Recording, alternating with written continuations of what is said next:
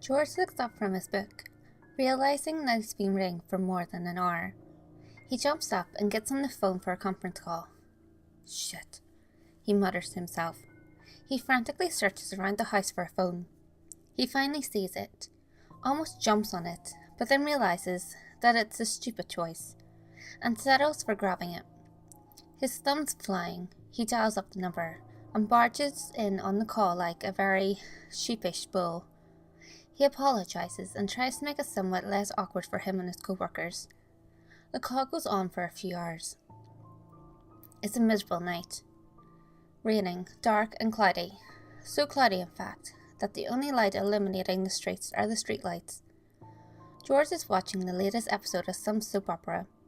He doesn't care much for the story, but finds some of the characters quite interesting, particularly the one who was orphaned as a child. He thinks that is, perhaps, because he can relate. He's laughing at a part where a child is asking their mother where babies come from, but realizes he'll be answering that same question in a few years. Turning the television off, he gets ready for bed. He changes into his pajamas, brushes his teeth and washes his face. Deciding that he can hold off shaving until the morning, he is just about to climb into bed when he realizes he hasn't checked the mail today. Looking in his mailbox, he finds some flyers and bills and the like, but all of them look somewhat weather-worn. He realizes the mailman left the mailbox open again, and ponders putting a sign up. But then something catches his eye. One of the envelopes looks almost fresh, and much less wet than the others. Inquisitively, he looks at the envelope to see that it's been tucked away nicely. Examining the envelope further reveals no address, stamp or return address. His interest piqued. He rummages through the kitchen until he finds a letter opener.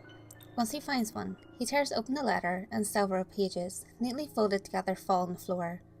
Kicking himself for his clumsiness, he takes a look at the sheets of paper on the ground to find the bunch held together by a string. Breathing a sigh of relief, he takes the letter opener and cuts the string. Looking at the pages, he notes erratic handwriting. It looks quite neat and very well written in some places, messy and seemingly rushed in others. He wonders if the letter was written by different people, or just simply written over a period of time, and if the writer was feeling different things at different parts of the letter. He looks over the letter, contemplates it, and begins reading. Hello, it's been a long time, hasn't it? My, you've grown. Just look at you, getting older, more grown up, more mature. Feeling older too, I'm sure. How old are you now? 40 or so? Don't worry, you're not that old, and in the near future, you won't be getting much older. Now, George, how long has it been since we have seen each other? Maybe 40 years? Alright, you wouldn't remember, of course. You were just an infant, a small babe in a nice family. And if I remember correctly, you spent the rest of your life in an orphanage, at least until you were 16 and could move out. Oh, your friends, they got adopted, but never you. People didn't want to adopt you. You were tried to sometimes. And even though it fell out of people's minds, whenever they saw your name they'd remember. George Stevenson, the son of the big shot. But you lived in an orphanage, right? That can be true, George Stevenson, the no-name orphan who you are. What are you, right? Well, George, I have something to tell you. You see, at the orphanage, they never told you what happened to your family. They said that they left you on the doorstep. They said the father abused you as a baby, which does explain the scars in your stomach. They told you that you were in a car crash and your parents died. They tried telling you nearly every story, except for some.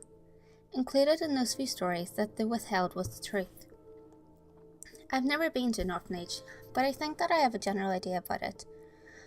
Crowded children in tight spaces with few toys to play with, creaky floors and boring wood walls all painted white, a rat's nest that they never bothered to clean out. When it was time to sleep, you were in a cot next to 20 other cots. I bet you slept next to the bully in there who, in the middle of the night, would wake you up just to slap you. But it wasn't all bad. You slept near your friends every night. You had your teddy and a few toys, until said bully took them and flushed them. I imagine that you have gladly traded your childhood with another little boy. You would have loved to have an actual family instead of sitting in an orphanage and waiting to be adopted. But you never were. You just kept on asking where your parents were. Don't worry, I'll answer that soon. I'm sorry, I haven't introduced myself yet. How rude of me. Here I am talking about your life when I haven't even hinted at mine. Now, let's see. Where to begin? Oh, I know. Perfect. Like you were led to believe of yourself. I'm a victim of abuse. My father would frequently hit me for doing things wrong, and not just a spank-type slap. It was as hard as he possibly could. The full force of that usually would knock me down, and if it didn't, he'd just hit me again.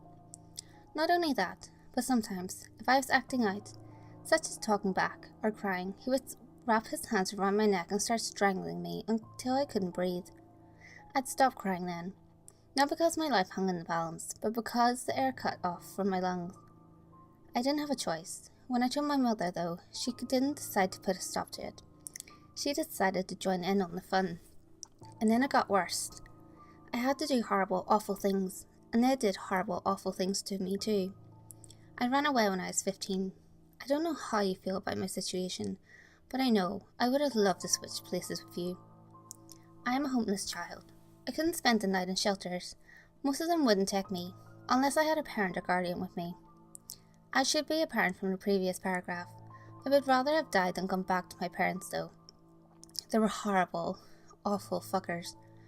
Even 40 years later, I'm still bearing the scars from those shits. And for a while, I was fine living out on the streets. I fit right in with the homeless, and looked as if I'd been on the streets for a while. What with all the scars, tattered clothes, dirty face, bloody rotting teeth. But then, the incident happened. I took part in an illegal bum fight. Now, this wouldn't have been so bad if it didn't happen to be a fact that the hobo I was fighting was a dirty old fucker with some sort of physical defeat, it seemed.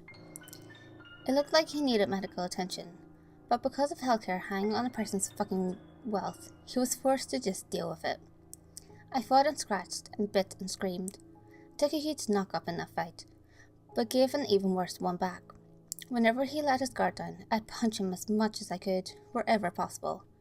Because my parents were the fuckers they were, I'd grown decently skilled at fighting people off who were much bigger than me. It helped that what little weight I had on me in that time was muscle. After he started to get wheezy and tired, I really attacked him. I took a few light punches at him, but then I put a well-placed punch right to the chest. He was eye cold, but even worse, because he was so old and because of his possible defect, his heart stopped. I felt it stop right on my knuckles. I loved every moment of that punch, and will continue to relive it until the day I die. A large crowd that had formed began cheering. That lasted until some guy realised and called out that he wasn't breathing. Total chaos ensued. Some called me a cold-blooded murderer, others calling 911, others running away in a blind panic. When the cops arrived, they identified me. They put me in a restraining order and into juvie. Since my parents had put out an Amber Alert, I was returned to their custody. They also asked that they have a week with me before the trial started, and pretended to be all caring. But once we got home, I was given the worst punishment of my life. Worse than anything the cops could administer. Worse than jail for life. I was beaten, punched, kicked, and tied to the basement banister, where they proceeded to stab my breasts and nipples with thumbtacks. Then they untied me and left me for dead in the basement with a broken wrist, jaw and multiple teeth missing. After lying there for several minutes, I managed to pick myself up off the ground and attempt to walk. I stumbled, but my body's natural painkillers started to kick in. I hobbled up the basement stairs, pain shooting up me with every step.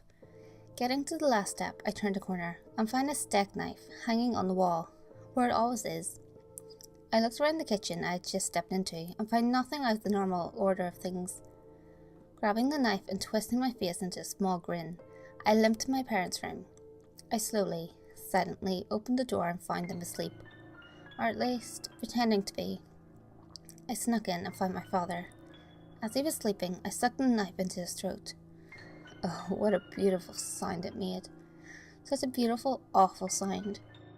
I drove the knife carefully into his larynx, so he couldn't scream, so that he couldn't wake my mother. To my mother, though, I did something else, something far more brutal. Using the knife carefully, I stabbed each eye once and shoved the weapon into her mouth and down her throat. I'm sorry if I'm rambling. These are the most vivid memories of my life, and finally getting to share them is not something I've done before. I'm just imagining your reaction now. your face twisted into a horrid grimace. You holding the letter as far away as possible. Let's see now. Where should I finish this? As for names, I know yours. George Stevenson. I'm not sure you know mine though. I am... let's see, how shall I put this? I am the woman who has been remained unfound for nearly 40 years. Oh yes, they all give it their best shot, but nobody caught me.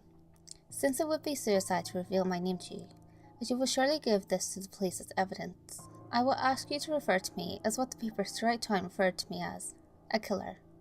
A cold-blooded, unmotivated murderer.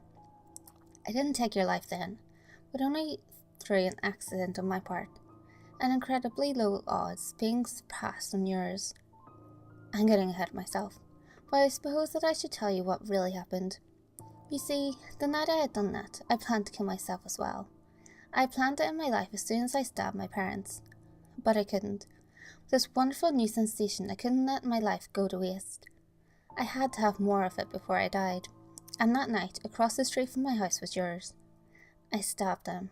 I snuck into your parents' house and fucking stabbed them.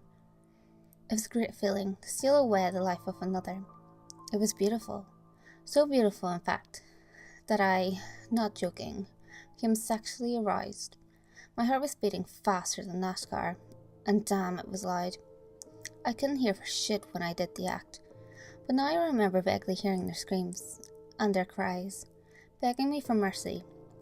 But my parents never gave me mercy when I screamed and cried. They only hurt me worse, so why should I be any different? When I saw in the daily press, I was checking the publicity of murder had so far. I was astonished to hear that you were still alive, albeit in an unstable condition. I screamed with rage. I couldn't believe I'd let one of my victims survive. I'd failed to kill a baby, an infant, so small I couldn't understand what had happened. I was so sure I was done for.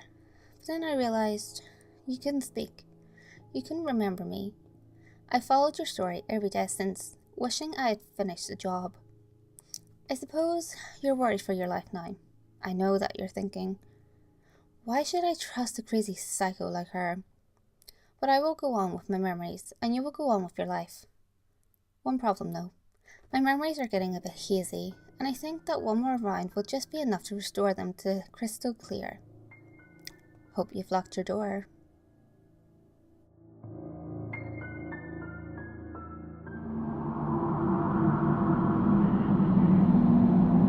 Hey guys, if you enjoyed this video, give it a thumbs up and share it with your friends. You can also leave a comment below. All feedback, good or otherwise, is always appreciated. If you have any creepy stories of your own, or have any topics that you would like me to cover, feel free to send them in via any of my social media.